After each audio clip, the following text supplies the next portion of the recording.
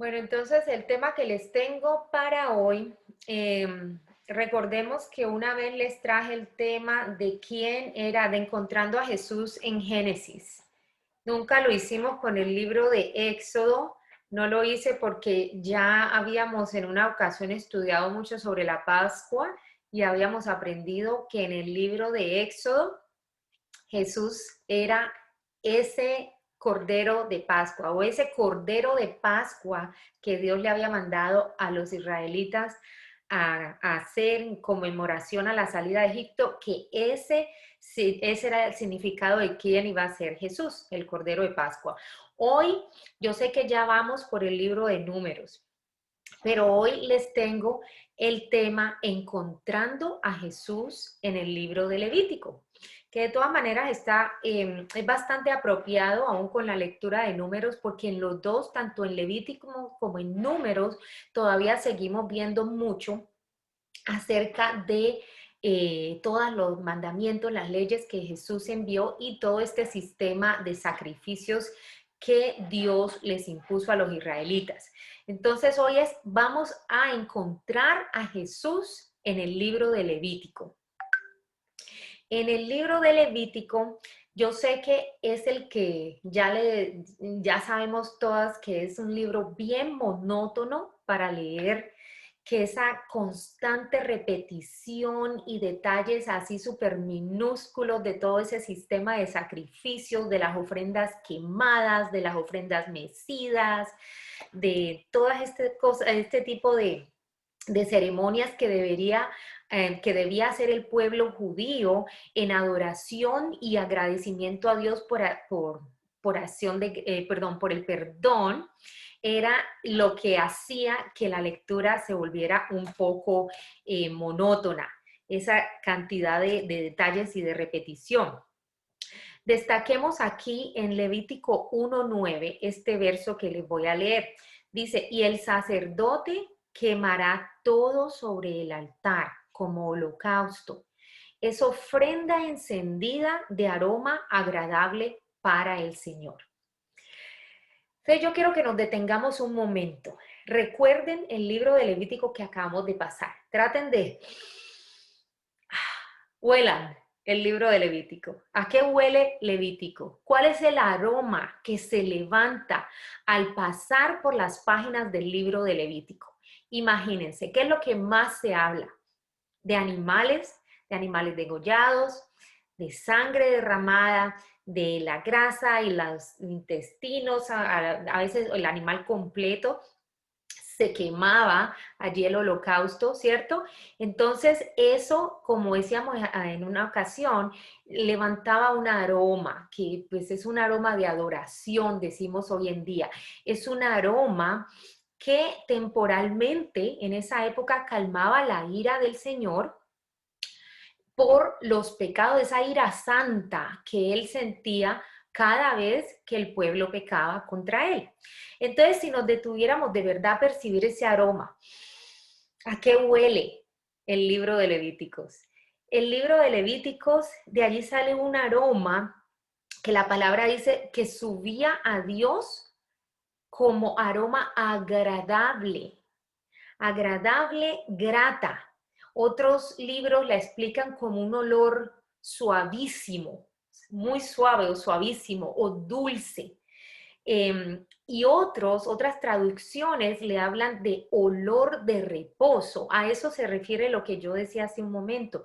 Es un olor, digámoslo así, que calmaba temporalmente la ira del Señor contra el pecado. Por eso algunos lo traducen como un olor de reposo.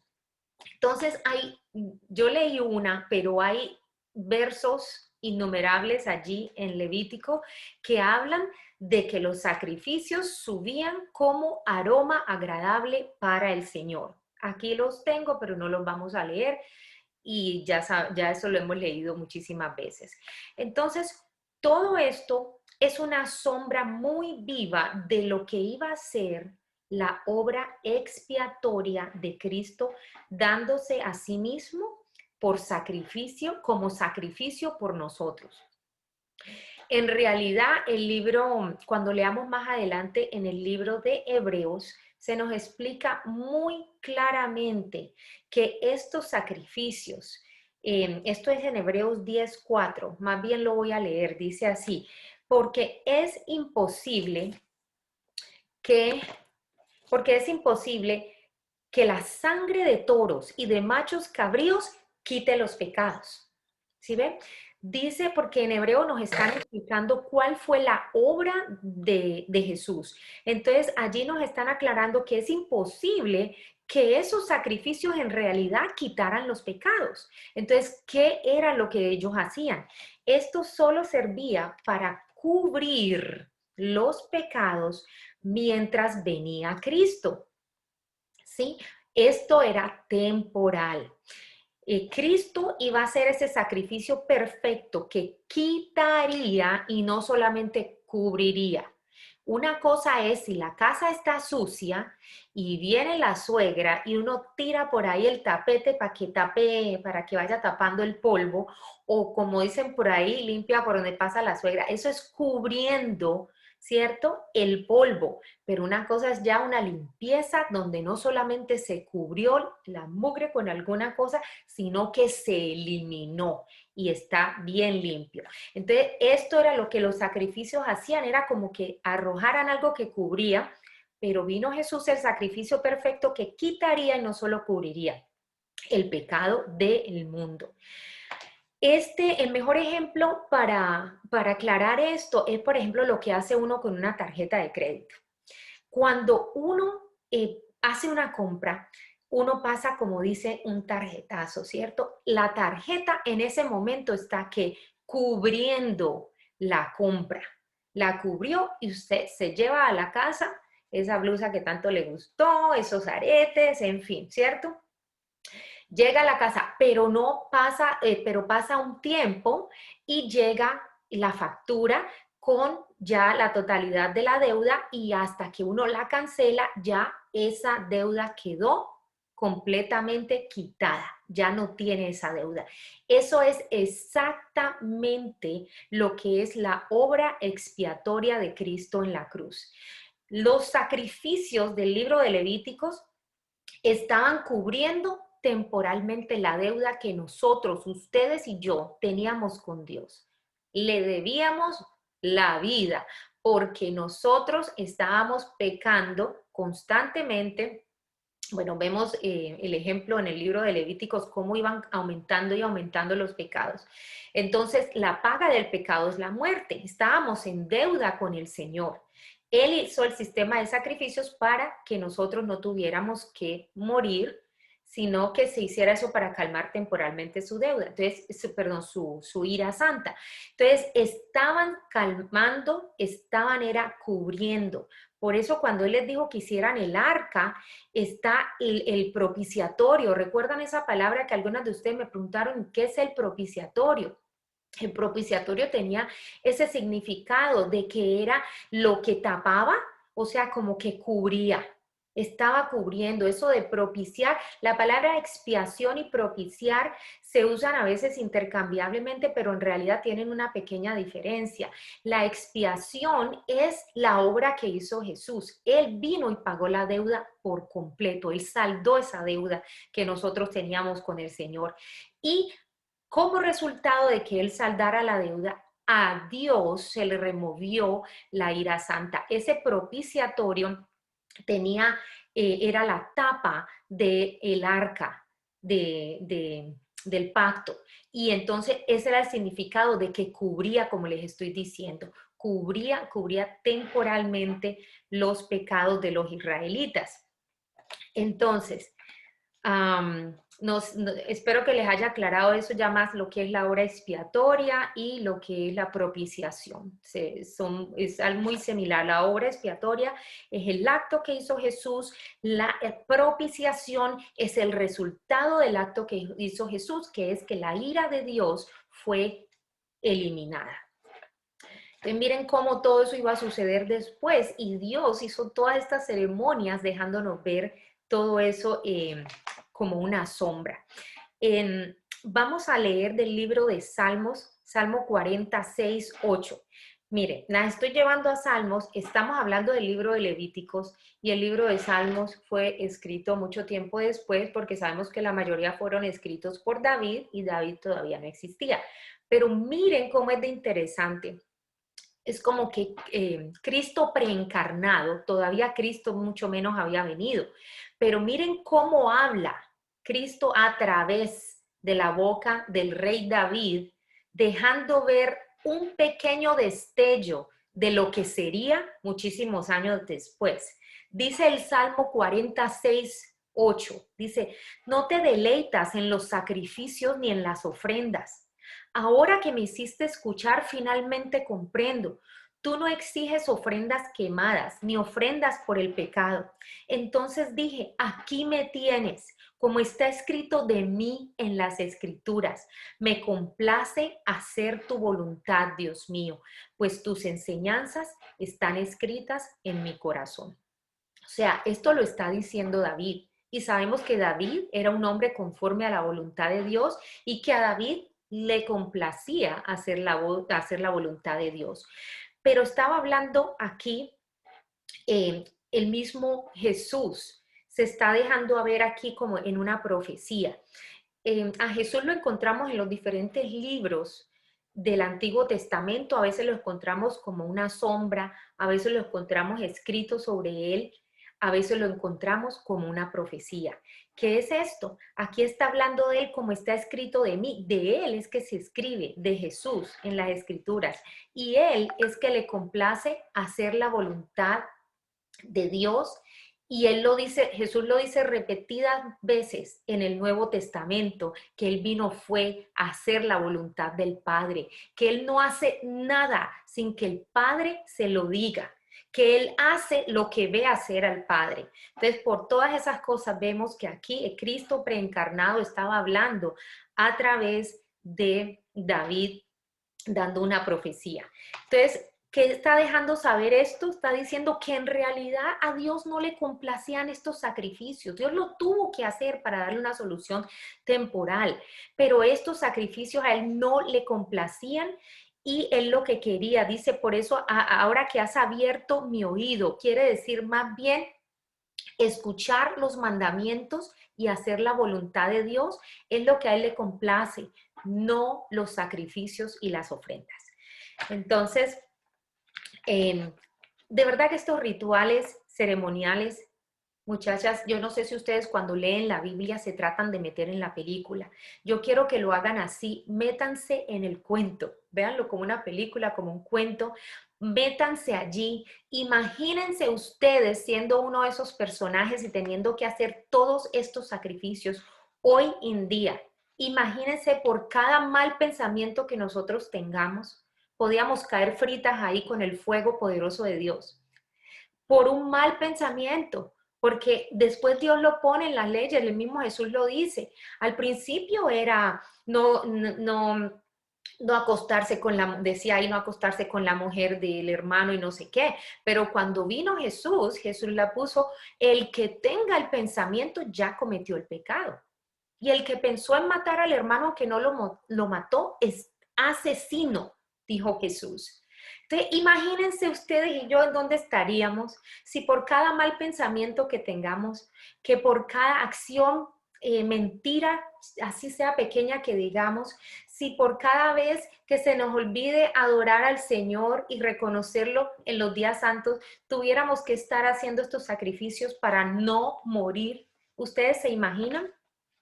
Si uno no se mete en el cuento y si uno no entiende el significado tan grande que tiene la expiación de Cristo en la cruz, de lo que Él nos liberó. Es que a veces cantamos como loras diciendo nos liberó, ya no somos esclavos y la gente no entiende de qué. Es de eso. Leer esos sacrificios, no solamente leyéndolos, es extenuante. El peso de la ley es mucho. La ley es bien pesada y cumplir todas esas normas para no perder la vida o no perder la comunión con Dios, duro, duro le tocaba a esa gente de Israel, duro, duro. Jesús literalmente nos quitó un gran peso de encima, nos libertó de la esclavitud de la ley. y fue porque así Dios lo quiso. No es que Jesús haya dicho, haya hecho algo en contra del Padre. No, la voluntad de Dios nunca fue que fueran ellos esclavos. Nunca fue que nada de esto sucediera. ¿Mm? Entonces, Jesús nos libera por la voluntad de Dios. ¿Por qué Dios no se complacía en realidad en estos sacrificios y estas ofrendas? Porque Él no quiere robots. Imagínense los niños pequeñitos. Uno les dice, digamos, si me da un besito le doy un dulce. O si hace la tarea, le doy tal cosa. Lo llevo al parque, si no sé qué. Entonces, el niño, si uno siguiera así hasta que estén más grandes, esos niños solamente van a hacer esas cosas por recibir algo a cambio, como robots. Entonces, si esta gente simplemente, hago un sacrificio, se muere un animal y yo no muero, entonces, ¿cierto? Antes, como dicen por ahí, el que peca y reza en pata, entonces ellos, usted lo veremos más adelante en otros libros, cómo estos sacrificios se convierten en algo así para la gente de que no le dan la importancia y que Dios más adelante les va a decir que para él eso no sirve para nada, que ese pueblo lo adora es de dientes para afuera, solamente para que lo vean yendo allá y haciendo el sacrificio. Es una obra exterior, ¿ya? Dios no quería robots que lo obedecieran simplemente por temor, es que si no hago esto, muero, caigo muerto ahí, entonces por eso corro a hacer eso. Entonces, por eso Él envió a Jesús a liberarnos. Jesús vino a liberarnos por voluntad del Padre y esa obediencia lo llevó voluntariamente a donde sería ejecutado, en la cruz. Yo me imagino a Jesús diciendo, sí papá, yo lo hago, ¿sí? Yo lo hago por ellos, yo me sacrifico por ellos, ¿cierto? A Jesús le complace hacer la voluntad del papá, él mismo lo dijo. Desde hace ya 2000 años, estos sacrificios que veíamos o que vemos, todavía estamos leyendo en el libro, ya no se dan. Ya no ha habido sacrificios de animales de judíos en el monte Moriah, en Jerusalén. Ya Cristo fue el sacrificio final y completo por los pecados del mundo. Pablo nos aclara esto en Efesios 5:2, cuando dicen, anden en amor, así como también Cristo les amó y se dio a sí mismo por nosotros, ofrenda y sacrificio a Dios como fragante aroma. Entonces, así es. Ese es nuestro Jesús en Levítico, es ese aroma fragante ante Dios. Ese es Jesús. Ese era el que se dejaba ver allí en una sombra en el libro de Levítico. El aroma. Cada que ese aroma fragante subía a Dios, estaba simbolizando que un día Jesús iba a hacer ese sacrificio, no cubriría, no los iba a disimular, los cubriría. Y no solamente los de Israel, sino los de la humanidad entera. Es decir, Jesús es tan grande, tan santo, es Dios que no se puede comparar con los animales y que no, y que el sacrificio era suficiente para cubrir la humanidad entera. Entonces, el mundo entero, su aroma fragante subió a Dios cuando Jesús murió en la cruz. Ese fue aroma fragante a Dios por todos. Escuchen bien, buenos, medio buenos, a veces buenos irregulares, malos, perversos, requete perversos, todos, todos. Jesús murió por todos. Los que un día son buenos, al otro día se arrepienten, todos, buenos, malos, todos, todos, todos. Pero lastimosamente muchos no han aceptado el sacrificio y se dio también por ellos. Y muchos de verdad que no lo aceptarán porque no entienden estas cosas. Yo les digo una cosa, a veces la gente cree que el cielo es para los buenos y que el infierno es para los malos, pero yo les digo que el infierno va a estar lleno de gente buena, que nunca reconoció o entendió que Jesús murió por ellas y creían que tenían que andar era haciendo, sí, no le hice mal a nadie y entonces por eso yo voy a ir al cielo. Así usted haya, dice la palabra de Dios, así usted le haya dado la mitad de sus bienes a los pobres, así usted haya hecho obras por todas partes, así usted, mejor dicho, puede entregar hasta su vida por alguien. Pero si usted no reconoció el sacrificio de Jesús y no recibió a Jesús, eso no es lo que lo va a llevar al cielo. Entonces, el cielo puede estar lleno de gente mala que se arrepintió y reconoció su error. Si ven, muchas personas tienen eso errado, que creen el cielo es para los buenos. El cielo es para el que quiera recibir, que reconozca a Jesús. Entonces, hay veces que el orgullo, por orgullo la gente no quiere aceptar a Jesús porque le va bien en la vida y sienten y nunca han tenido la necesidad de Jesús. Entonces, los que se humillan y aceptan el sacrificio de Jesús como el único camino al cielo, como la deuda cancelada por ellos, por cada uno de nosotros, esos somos los que vamos al cielo. En 2 de Corintios 2, 15, 16 dice, porque para Dios somos grato olor de Cristo en los que se salvan y en los que se pierden. ¿Sí ven eso? Ese aroma subió a Dios por todo, tanto para los que se salvan como para los que se van a perder. Qué pesar que ese aroma era también para los que se van a perder, pero no sabían y no lo reciben.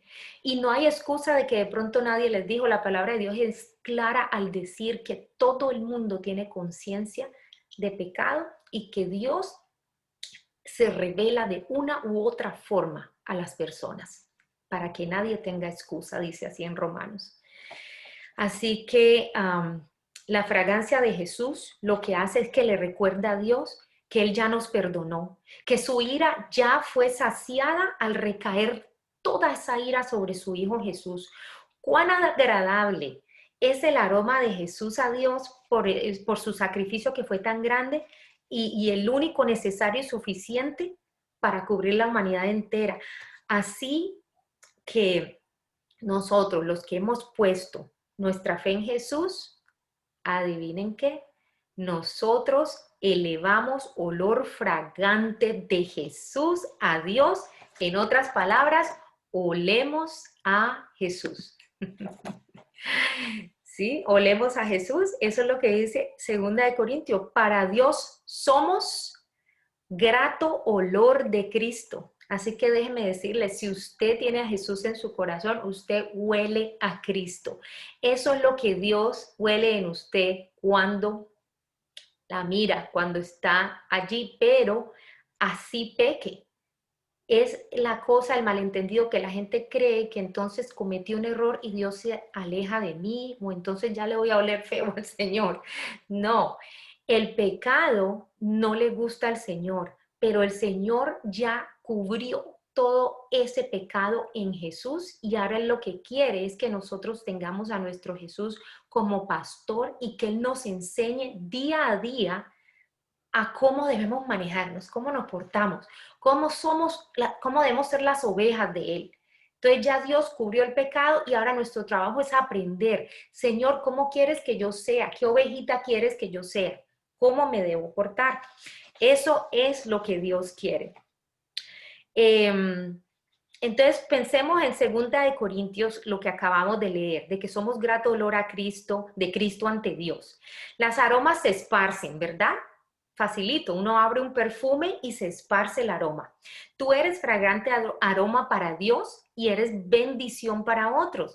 Es decir, la fragancia de Cristo en un creyente que está enamorado de Él, no solo levanta olor fragante de adoración que es grato a Dios, sino que cuando compartimos la palabra, el mensaje de la palabra, y es recibido por la persona que lo está escuchando, ese aroma se va esparciendo. A medida que nosotros vamos sembrando a Cristo en otros, compartiendo de Cristo, ese aroma se va esparciendo por el mundo.